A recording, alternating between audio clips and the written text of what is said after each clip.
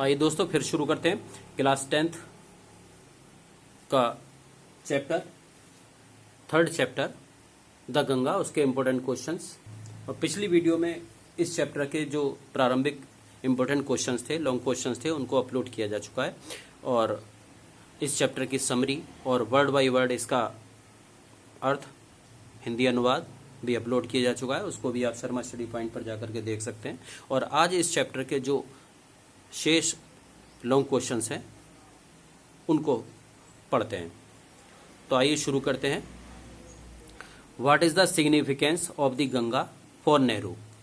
क्या महत्व है ऑफ द गंगा, गंगा का, फॉर नेहरू, नेहरू के लिए, एंड फॉर इंडिया, और भारत के लिए, भारत के लिए और नेहरू के लिए गंगा का क्या महत्व है? इंट्रोडक्शन।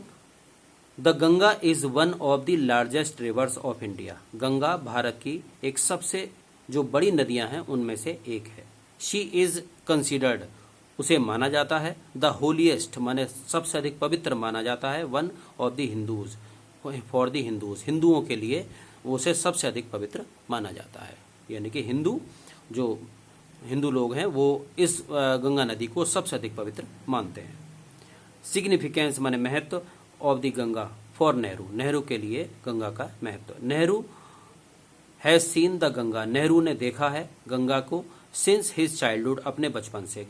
नेहरू ने गंगा को अपने बचपन से ही देखा है। ही हैड ग्रोन ओल्डर, वह बड़े हुए थे, एंड हिज अटैचमेंट, और उनका जुड़ाव रहा, टू द गंगा, गंगा से, आल्सो इंक्रीज्ड, और वो भी जो है आल्सो इंक्रीज्ड, वो भी बढ़ गया था, जो उनका जुड़ाव था वो भी बढ़ गया था। जैसे जैसे वो बड़े हुए थे वैसे वैसे उनका जुड़ाव भी गंगा के साथ वो बढ़ता गया।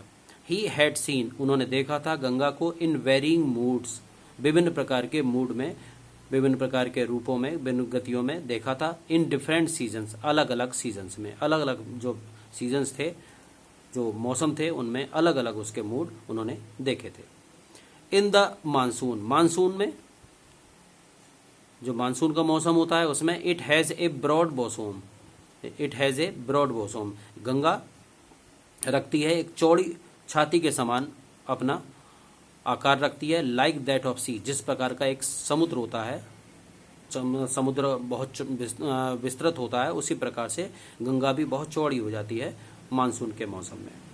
इन द विंटर, और जब जाड़े का मौसम आता है तो इट इज स्लो, इसकी रफ्तार धीमी हो जाती है, एंड स्टेडी, और कुछ थम जाती है, नियमित हो जाती है।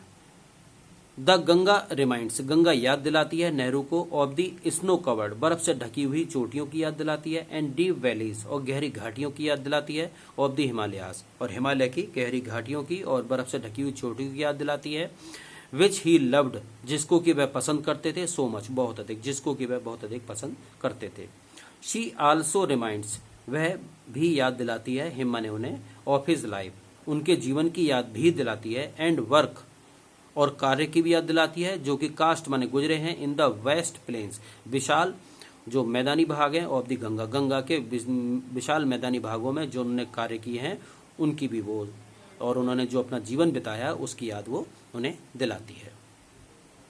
Significance of the Ganga for India, Bharat के लिए गंगा का महत्व। The Ganga has been a symbol, Ganga एक प्रतीक रही है, of India's age long culture, Bharat की जो एक लंबे समय से आने वाली संस्कृति और सभ्यता, सिविलाइजेशन और सभ्यता का प्रतीक रही है। She is the beloved of all Indians, वह सभी भारतीयों की प्यारी रही है। शी हैज बीन लिंक्ड, वह जुड़ी रही है, विद हिस्ट्री माने इतिहास से, रिलीजन और धर्म से, एंड ट्रेडिशन परंपराओं से, ऑफ इंडिया, और भारत की परंपराओं से जुड़ी रही है, भारत की परंपराओं से, धर्म से और इतिहास से वह जुड़ी रही है। She is interwoven with the major memories of the races, अर्थात जो जातियां हैं उनकी जो बड़ी बड़ी यादें हैं वो उनसे भी वो इंटरवोवन अर्थात गुथी हुई है, अर्थात जुड़ी हुई है, वह जातियों की बड़ी बड़ी यादों से भी जुड़ी रही है। कंक्लूजन, उपसंगार। 10 इस प्रकार से वी सी, हम देखते हैं कि the Ganga is significant for Nehru, Ganga का एक महत्व है, फॉर नेहरू, नेहरू के लिए, एज वेल एज इंडिया, और भारत के लिए भी, भारत के लिए भी और नेहरू के लिए भी गंगा का महत्व है। तो ये था क्वेश्चन। अब नेक्स्ट पर चलते हैं। गिव ए ब्रीफ डिस्क्रिप्शन, एक संक्षेप में वर्णन करना है हमें, ऑफ दी गंगा, गंगा का इन डिफरेंट मूड्स, जो भिन्न भिन्न अवस्थाएं हैं, इन डिफरेंट सीजन, भिन्न भिन्न मौसम में, जो भिन्न भिन्न मौसम में गंगा के भिन्न भिन्न अवस्थाएं होती हैं, उनका जो है संक्षेप में वर्णन करना है। तो इंट्रोडक्शन।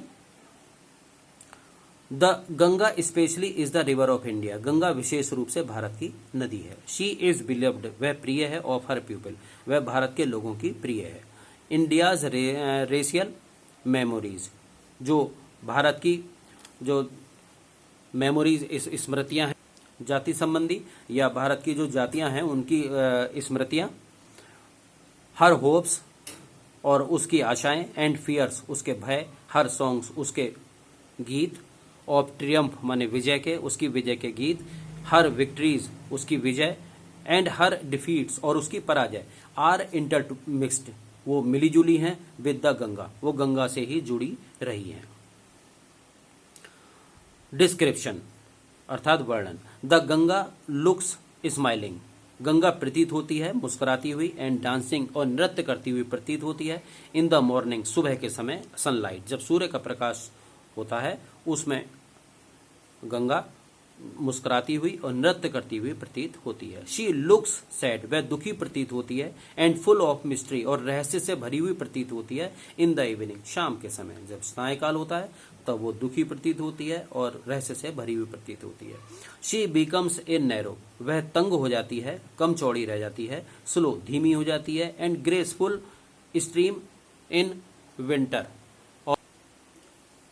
वह बन जाती है ए नैरो, एक तंग। स्लो, धीमी। ग्रेसफुल स्ट्रीम, एक आकर्षक धारा बन जाती है। इन विंटर, माने जाड़े के मौसम में, जाड़े के मौसम में वह आकर्षक धारा बन जाती है। शी रोअर्स, वह दहाड़ती है। ड्यूरिंग द मानसून, जब मानसून का समय आता है, मानसून ऋतु आती है अर्थात वर्षा का मौसम आता है, तो वो दहाड़ती है अर्थात उसमें उसका बहाव बहुत तेज हो जाता है। शी बिकम्स, वह बन जाती है। ब्रॉड बोसोम्ड, चौड़ी छाती वाली। ऑलमोस्ट लाइक द सी, लगभग समुद्र के समान, वह लगभग समुद्र के समान चौड़ी छाती वाली बन जाती है। कंक्लूजन, निष्कर्ष। The Ganga has been a symbol, Ganga एक प्रतीक रही है। And memory of the past, और प्राचीन समय की याद के रूप में रही है। ऑफ इंडिया, भारत की प्राचीन जो समय था उसकी याद के रूप में रही है।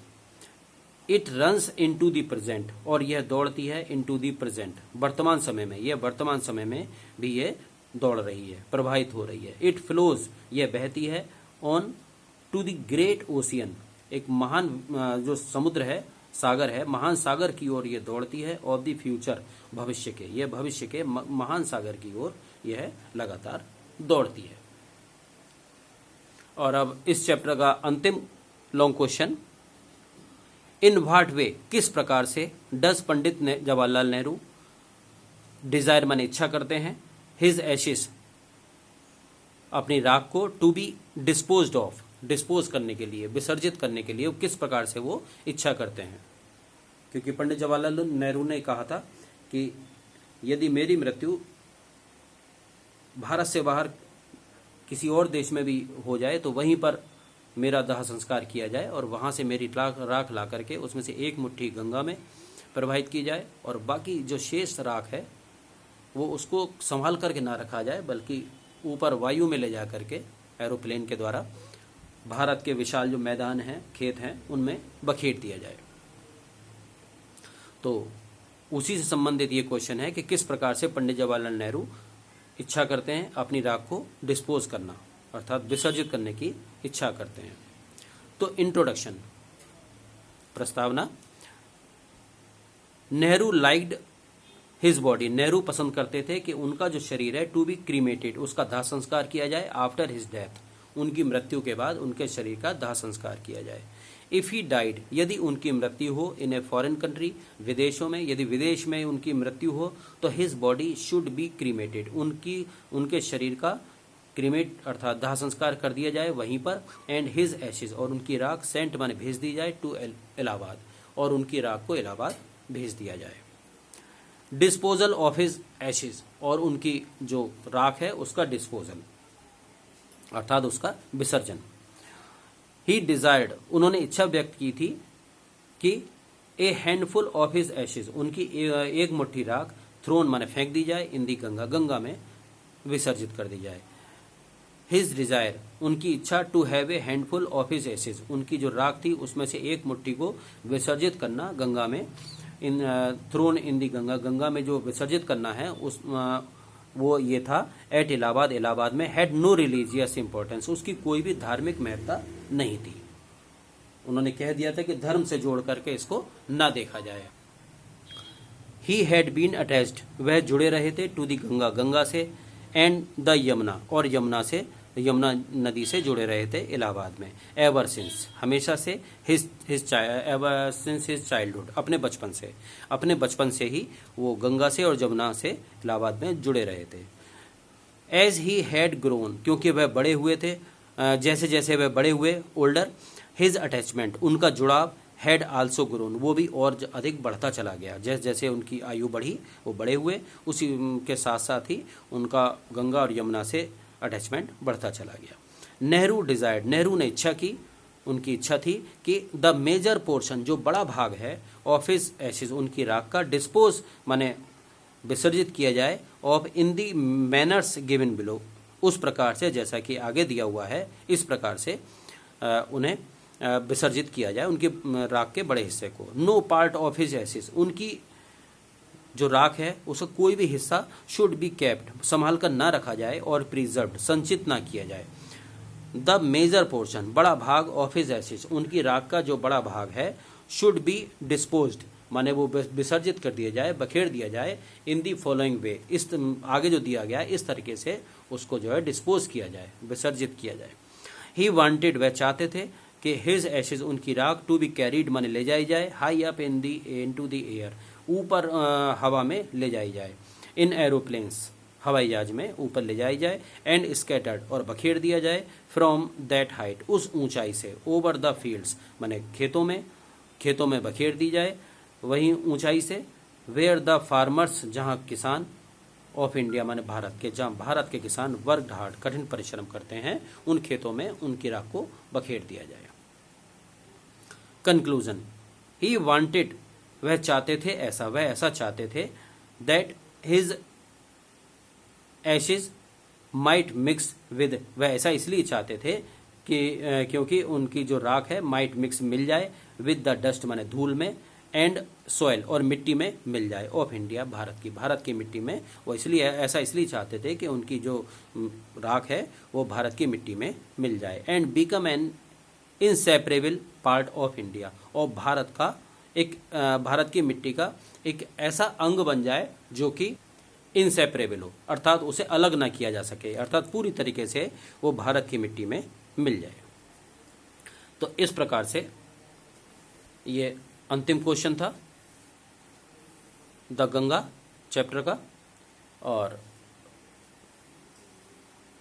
नेक्स्ट क्वेश्चन के जो इम्पोर्टेंट क्वेश्चंस हैं नेक्स्ट चैप्टर के, उसको लेकर के फिर उपस्थित होंगे। तब तक के लिए नमस्कार।